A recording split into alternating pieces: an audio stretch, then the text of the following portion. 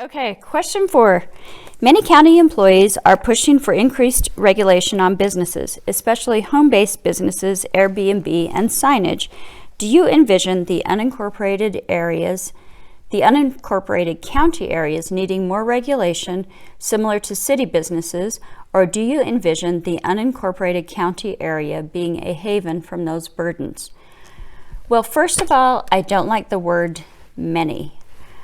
Many could be 5, 50, 500. I think elected leaders need to make decisions based on data and not on terms like many or no one or everyone. So we need the data and then we can make the decision. But as far as the question itself, no, I don't think the county needs to have, if the unincorporated county needs to have the same set of regulations that they would have in the city, just because the county is spread out. If you're on 5 acres or on 100 acres, you don't have the impacts to your neighbors as if you're on a 1/4 acre lot. So I think the regulation needs to be appropriate for the area, but I think in general, government needs to stay out and let people do what they want on their private property. Now that also means as long as that doesn't affect your neighbor. So I can do what I want on my property, but if I put a junkyard in, it's going to affect the neighbor. So we need to have some regulations that doesn't happen. We also need to make sure that those regulations are enforced. We have a tendency sometimes in government to make a lot of rules, but if they're not being enforced, they're no good. So if we're not going to enforce them, don't make the rules. We also need to make sure that the county is not a haven. There shouldn't be a laissez-faire in the county where you can do anything you want.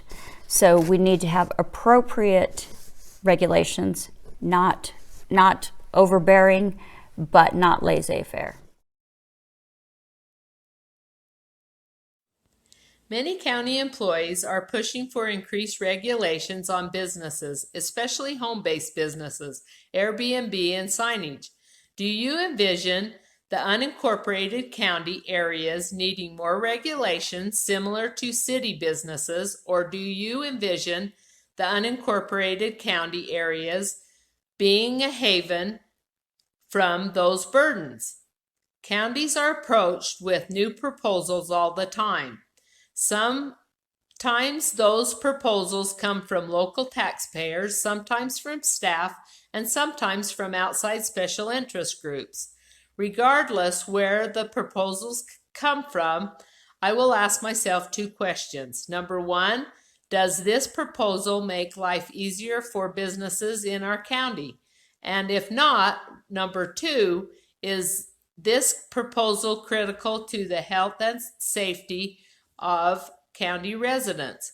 If it does not make life easier for businesses and is not critical to health and safety, then there is a very good chance that it is not an appropriate proposal.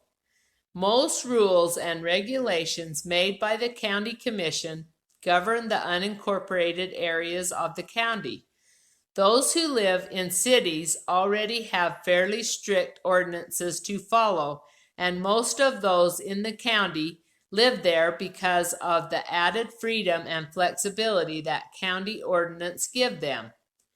It is far beyond my right as a commissioner to overregulate the people that have moved away from the unincorporated cities and in our county as a way to free themselves of city regulations. That being said, regarding the question here, I am pleased to hear that the Iron County Commission recently implemented a short-term rental ordinance, which is much less restrictive than what was proposed. Many home-based businesses and short-term rentals are an asset to our community. We need to keep looking for ways to get the government out of the way so these great businesses will bring a wonderful tax base and much productivity to the area.